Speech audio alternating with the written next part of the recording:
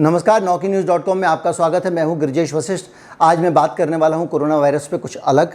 और अब आप देखेंगे कि जो आपके आसपास माहौल बन रहा है कैसे कैसे बन रहा है, किस तरह से जब टीके को लेकर आपका काम था कि आप लोगों को अवेयर करते, आप उनके अंदर पॉजिटिविटी लाते, उसकी जगह अब लोग अपनी बाली पे आ गए हैं। और CNN ने अपने 3 कर्मचारियों को नौकरी से निकाल दिया है और ये कहा है कि ये तीनों कर्मचारी जो है टीका नहीं लगवा रहे थे, इसलिए इनको नौकरी से निकाल दिया गया है।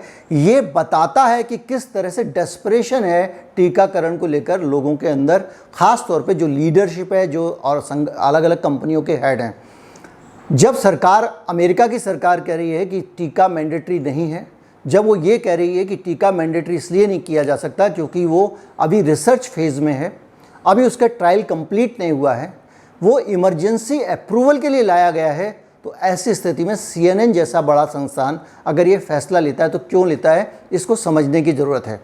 CNN जैसा संस्थान ये फैसला इसलिए लेता है क्योंकि वो पूरी दुनिया को ये संदेश देना चाहता है कि अब आप भी सख्ती करो, और कम से कम आपके पास कहने के लिए CNN का उदाहरण है। यानी अब जब भी कोई नोएडा का फैक्ट्री वाला किसी मजदूर को अपनी फैक्ट्री में घुसने नहीं देगा तो कहेगा टीका लगवा के आओ, और ये भी कहेगा कि देखो CNN जैसी जगहों पे नौकरी निकाल दिया गया है, इसलिए अब कोई गुंजाइश नहीं है बचने की। कहीं मत जाइए, चैनल को सब्सक्राइब कर लीजिए। ये तो बताऊंगा, इसके अलावा भी एक बहुत गंभीर और बड़ी जानकारी है जो अमेरिका को पूरी तरह एक्सपोज करती है कि किस तरह से वो कोरोना वायरस बनाने के काम में लगा था, वो भी बताऊंगा। कहीं मत जाइए, चैनल को सब्सक्राइब कर लीजिए, फिर बातचीत शुरू करते हैं।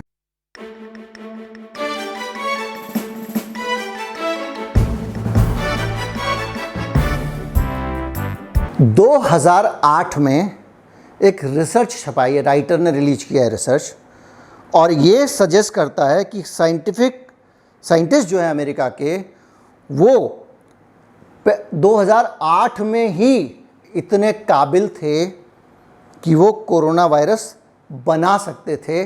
SARS like corona virus laboratory में बना सकते थे। वो अपनी लेबोरेटरी में कोरोना वायरस तैयार कर सकते थे। अमेरिका के साइंटिस्ट, 2008 में ये लेख छप गया था। ये किसी और की खबर नहीं है, मैं मन से नहीं कह रहा हूँ, ये खबर है राइटर की। राइटर विश्व की जानी मानी एजेंसी है, न्यूज़ एजेंसी है, जो पूरी दुनिया के मीडिया हाउसेस को खबरें देती है। और राइटर की प्रतिष्ठा भी जो है वो वेस्टर्न न्यूज़ एजेंसी की है, इसलिए आप ये भी नहीं मान सकते कि वो वेस्ट के खिलाफ प्रोपेगेंडा करने वाली कोई एजेंसी है, तो उसने बात घुमा दी होगी। राइटर कहता है उस वायरस को चूहों के अंदर इन्फेक्ट किया जा सकता था, ये उस वक़्त रिसर्च में छपा था, और उसको लेबोरेटरी में भी पैदा किया जा सकता था, ये छपा था। ये आर्टिकल पब्लिश हुआ था उस वक़्त नेशनल एकेडमी ऑफ साइंस के जर्नल में प्रकाशित हुआ था। 10 साल पहले एक आर्टिकल प्रकाशित हुआ, और उस आर्टिकल में, जो आर्टिकल प्रकाशित हुआ नेशनल एकेडमी ऑफ साइंस का जो पब्लिकेशन उसमें हुआ, और उसमें भी उससे 2 साल पहले 2008 में ये बताया गया कि किस तरह से कोरोना वायरस जो है वो अमेरिका ने बना लिया था। और वो ये कह रहा है कि उसमें पूरे रिसर्च में ये बताया गया है कि वायरस कैसे बनाया गया। ऐसा नहीं कि वो गोलमोल टाइप का कुछ बोल के चले जाएं, पूरी डिटेल से बताया गया है। और ये जो रिसर्च है, इसमें पूरा जो छपा है वो लेख, देखिए मैं बताऊँ, जो रिसर्च वाली मैगजीन्स होती हैं उसमें जो लेख छपते हैं उसमें बड़ा साइंटिफिक एविडेंस देना पड़ता है, और उसका एक्सप्लेनेशन बड़ा साफ़ होना चाहिए। ऐसा नहीं कि कोई कुछ भी छाप देगा। तो वो जब रिसर्च छपा तो उसमें पूरा प्रोसेस समझाया गया है कि कैसे कदम दर कदम एक ऐसा कोरोना वायरस बनाया जा सकता है जिसको चूहे के अंदर भी घुसाया जा सकता है। 2008 में अमेरिका ने बना लिया। अब देखिए तस्वीर ये आती है।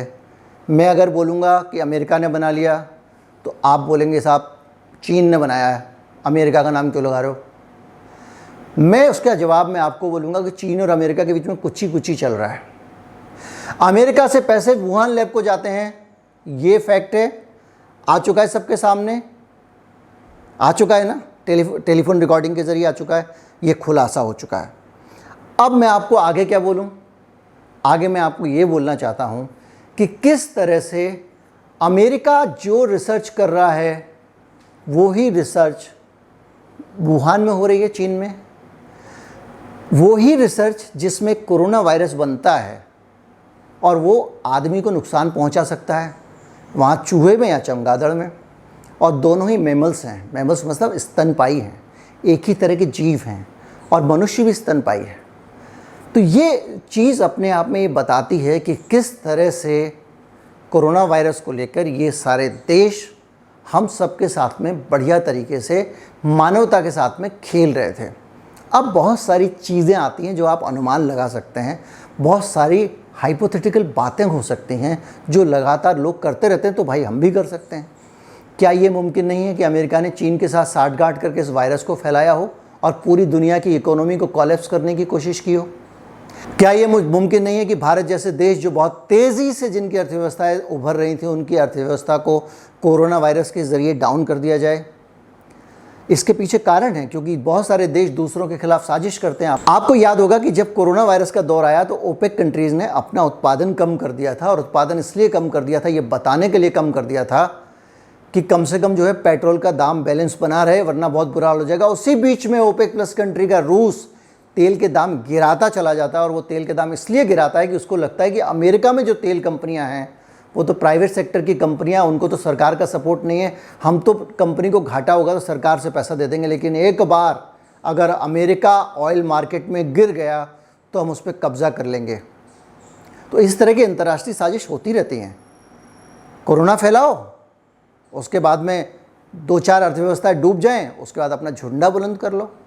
हो सकता है, कुछ भी हो सकता है, लेकिन ये सारी काल्पनिक बातें जो मैं आपको बता रहा हूँ, ये हाइपोथेसिस है, ये अपने मन की बातें हैं। मुझे नहीं पता ये कितनी सही हैं गलत हैं। अब मैं वापस CNN की खबर पे आता हूँ।